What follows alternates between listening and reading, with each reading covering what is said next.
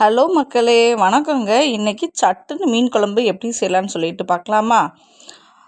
அதுக்கு முன்னாடி நம்ம சேனலை இன்றைக்கி தான் பார்க்குறீங்கன்னா சப்ஸ்கிரைப் பண்ணுங்கள். கூடவே பக்கத்தில் இருக்கிற பெல் ஐக்கானையும் கிளிக் பண்ணிக்கோங்க. சரி வாங்க பார்க்கலாம் எப்படி செய்யலான்ட்டு. ஃபஸ்ட்டு ஸ்டவ் ஆன் பண்ணி பாத்திரத்தை வச்சுக்கோங்க.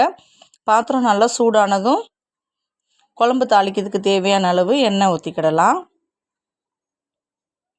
எண்ணெய் நல்லா சூடாகட்டும். தாளிக்கிறதுக்கு சோம்பு, வெந்தயம், கடுகு 3 எடுத்துக்கிடலாம். எதுக்காக நம்ம சோம்பு சேர்க்குறோன்னா, வெந்தயம் போடுறோம். வெந்தயத்தோட கசப்பு தன்மை இருக்காமல் இருக்கிறதுக்காக சோம்பு சேர்த்துக்கிடணும். இதெல்லாம் போட்டு நல்லா பொரிஞ்சு வரட்டும். அடுத்தது நான் வெங்காயம், வெள்ளைப்பூடு ஒரு 5-6 பல்லு பூண்டு, சின்ன வெங்காயம் தான் எடுத்திருக்கேன். நல்லா தட்டி வச்சுருக்கிறேன். இதை சேர்த்துக்கிடலாம். கூடவே கருவேப்பிலையும் சேர்த்து நல்லா தாளித்து வதக்கிக்கிடலாம். வெங்காயம் நல்லா வதக்கி வரட்டும்.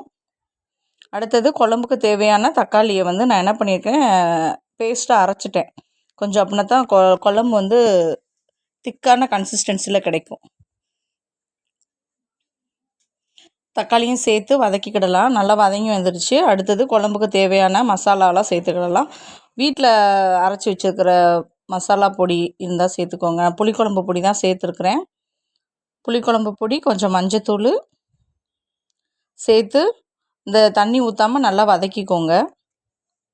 கூடவே தேங்காய் உங்களுக்கு தேங்காய் சேர்ப்பிங்க அப்படின்னா தேங்காயையும் அரைச்சி மசாலா சேர்க்கும்போது அது கூடயே சேர்த்துக்கோங்க.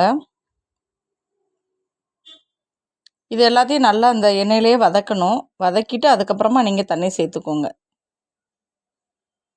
இப்போ மசாலாவுக்கு தேவையான உப்பு சேர்த்துக்கிடலாம். நல்லா வதங்கிடுச்சு. அடுத்தது நான் ஒரு அரை எலுமிச்சம்பழம் சைஸு புளி ஊற வச்சுருக்கிறேன். அந்த புளி தண்ணியும் இதோடு சேர்த்து நல்லா மிக்ஸ் பண்ணிக்கிடலாம். நான் புளி கம்மியாக தான் சேர்த்துருக்கேன். ஏன் அப்படின்னா நான் மாங்காய் சேர்க்க போகிறதுனால மாங்காயிலையும் புளிப்பு இருக்கும். ஸோ அதனால் நான் புளி கம்மியாக தான் சேர்த்துருக்கேன். நீங்கள் புளி நிறைய சேர்ப்பிங்கன்னா எக்ஸ்ட்ரா கொஞ்சம் சேர்த்துக்கிடலாம். புளியெல்லாம் ஊற்றி நல்லா கொதித்து வந்துருச்சு கொஞ்சம் லைட்டாக. இந்த ஸ்டேஜில் மாங்காயை சேர்த்துக்கலாம். ஒரு 5-6 பீஸு மாங்காயை சேர்த்துருக்குறேன். கொஞ்சம் நேரம் மூடி போட்டு வச்சிடலாம். ஒரு 5 நிமிஷம் நல்லா கொதித்து வரட்டும். அந்த புளியோட பச்சை வாசனைலாம் போகணும்.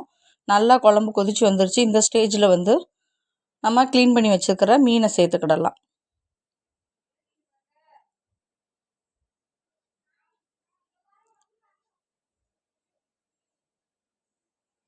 மீன்லேயே நம்ம க்ளீன் பண்ணி வைக்கும்போதே நான் மீனில் உப்பு சேர்த்துருக்கனால உப்பு அடுத்து போடலை. நம்ம மசாலா வதக்கும் போதும் உப்பு போட்டோம். அதனால் உப்பு சேர்க்கலை. அதுவே சரியாக இருக்கும்.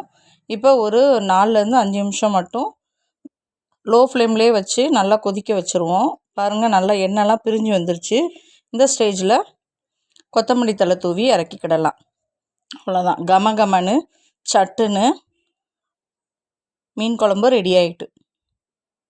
இந்த வீடியோ உங்களுக்கு பிடிச்சிருந்துச்சுன்னா லைக் பண்ணுங்கள், ஷேர் பண்ணுங்கள், கமெண்ட் பண்ணுங்கள், மறக்காமல் சப்ஸ்கிரைப் பண்ணுங்கள். தேங்க்ஸ் ஃபார் வாட்சிங்.